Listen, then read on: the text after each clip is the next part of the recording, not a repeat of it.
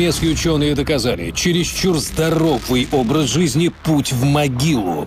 А вот лень – это залог здоровья. Пофигисты и бездельники могут торжествовать. Они проживут дольше тех, кто рвет жилы в спортзале. Лень не зря называют матушкой. Она заботится о нас не хуже родной матери. Сибариты и лентяи имеют более устойчивую психику. Они не надрываются из последних сил, чтобы взять штурмом очередную ступеньку карьерной лестницы или на всю катушку использовать абонемент в спортзал. И в итоге живут дольше.